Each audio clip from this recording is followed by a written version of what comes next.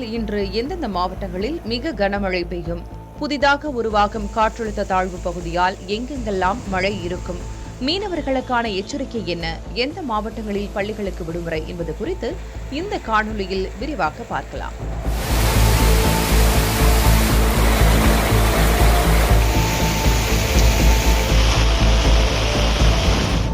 தமிழகத்தில் இன்று முதல் 23ஆம் தேதி வரை கனமழைக்கு வாய்ப்பு இருப்பதாக சென்னை வானிலை மையம் தெரிவித்திருக்கிறது.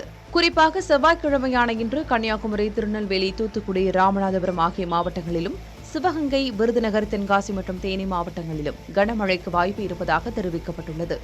வரும் 19 மற்றும் 20ஆம் தேதிகளில் மயிலாடுதுறை மற்றும் கடலூர் மாவட்டங்களில் கனமழை பெய்யக்கூடும் என வானிலை மையம் தெரிவித்துள்ளது.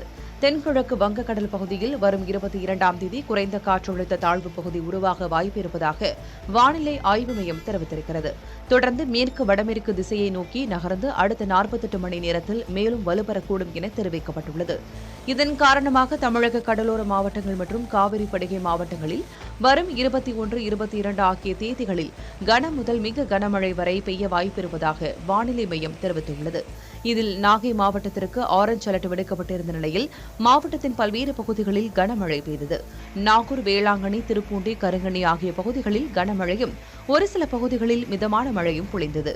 இதில் மீனவர்களுக்கான எச்சரிக்கையாக தமிழக கடலோர பகுதிகளுக்கு 2 நாட்களுக்கு மீன்பிடிக்க செல்ல வேண்டாம் எனவும், மன்னார் வளைகுடா மற்றும் குமரி கடல் பகுதிகளில் 45 கிலோமீட்டர் வேகத்தில் சூறாவளி காற்று வீசும் எனவும் சென்னை வானிலை மையம் எச்சரித்துள்ளது. இடையிடையே 55 கிலோமீட்டர் வேகத்திலும் சூறாவளி காற்று வீசக்கூடும் எனவும் தெரிவித்துள்ளது. எனவே மீனவர்கள் இந்த பகுதிகளுக்கு செல்ல வேண்டாம் எனவும் எச்சரிக்கை விடுக்கப்பட்டுள்ளது. இதில் தமிழகத்தை பொறுத்தவரை கனமழை எச்சரிக்கை காரணமாக கடலூர் மற்றும் விழுப்புரம் மாவட்டங்களுக்கு பள்ளிகளுக்கு மட்டும் விடுமுறை அறிவிக்கப்பட்டுள்ளது. புதுச்சேரி மற்றும் காரைக்காலில் பள்ளி மற்றும் கல்லூரிகளுக்கு இன்று ஒரு நாள் மட்டும் விடுமுறை என கல்வித்துறை அமைச்சர் நமச்சிவாயம் உத்தரவிட்டுள்ளார்.